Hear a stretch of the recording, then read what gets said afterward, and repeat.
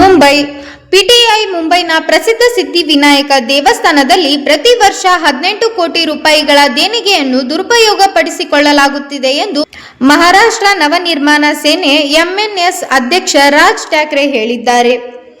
ಅಯೋಧ್ಯೆಯ ರಾಮ ಮಂದಿರದಲ್ಲಿ 1400 ಕೋಟಿ ರೂಪಾಯಿಗಳನ್ನು ಕಳುವು ಮಾಡಲಾಗಿದೆ. ಅದೇ ರೀತಿ ಮುಂಬೈನಲ್ಲೂ ದೇವರ ಹಣ ತಿಂದು ತೇಗಲಾಗಿದೆ. ಇತ್ತೀಚಿನ ದಿನಗಳಲ್ಲಿ ದೇವಾಲಯಗಳು ಸಹ ಸುರಕ್ಷಿತವಾಗಿಲ್ಲ ಎಂದು ಠಾಕ್ರೆ ಹೇಳಿದರು ಮತ್ತು ಪ್ರಧಾನಿ ನರೇಂದ್ರ ಮೋದಿ ಈ ವಿಷಯದ ಬಗ್ಗೆ ಮಾತನಾಡಬೇಕೆಂದು ಒತ್ತಾಯಿಸಿದರು. ಎಂಎನ್ಎಸ್ ಮುಖ್ಯಸ್ಥರು ತಮ್ಮ ಪಕ್ಷದ ವಿದ್ಯಾರ್ಥಿ ವಿಭಾಗ ಆಯೋಜಿಸಿದ್ದ ಕಾರ್ಯಕ್ರಮದಲ್ಲಿ ಮಾತನಾಡುತ್ತಿದ್ದರು. ಹತಾಶೆಗೊಂಡ ಯುವಕರು ದೇವಾಲಯಗಳಿಗೆ ಭೇಟಿ ನೀಡುತ್ತಾರೆ, ಆದರೆ ದೇವಾಲಯಗಳು ಸಹ ಭ್ರಷ್ಟಾಚಾರದಿಂದ ಸುರಕ್ಷಿತವಾಗಿಲ್ಲ ಎಂದು ಅವರು ಹೇಳಿದರು. ಸಿದ್ಧಿವಿನಾಯಕ ದೇವಸ್ಥಾನದ ಕಾಣಿಕೆ ಪೆಟ್ಟಿಗೆಯಿಂದ ಹಣವನ್ನು ಕದ್ದ ಕೆಲವು ಉದ್ಯೋಗಿಗಳನ್ನು ಟ್ರಸ್ಟಿಗಳ ಜಾಗರೂಕತೆಯಿಂದ ಹಿಡಿಯಲಾಗಿದೆ ಎಂದು ಠಾಕ್ರೆ ಹೇಳಿದರು.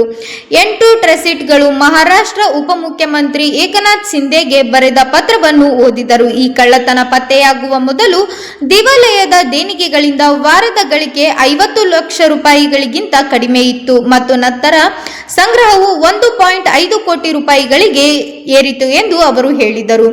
ಪ್ರತಿ ವರ್ಷ 18 ಕೋಟಿ ರೂಪಾಯಿ ಕಳ್ಳತನವಾಗುತ್ತಿತ್ತು ಎಂದು ಠಾಕ್ರೆ ಆರೋಪಿಸಿದರು. ಸಿದ್ಧಿವಿನಾಯಕ ದೇವಸ್ಥಾನ ಟ್ರಸ್ಟ್ನ ಅಧ್ಯಕ್ಷೆ ಮತ್ತು ಏಕನಾಥ್ ಶಿಂದೆ ನೇತೃತ್ವದ ಶಿವಸೇನೆಯ ನಾಯಕಿ ಸದಾ ಸರ್ವಾಂಕರ್ ಅವರು ಈ ಸಂಬಂಧ 9 ಉದ್ಯೋಗಿಗಳನ್ನು ಬಂಧಿಸಲಾಗಿದೆ ಎಂದು ಹೇಳಿದರು.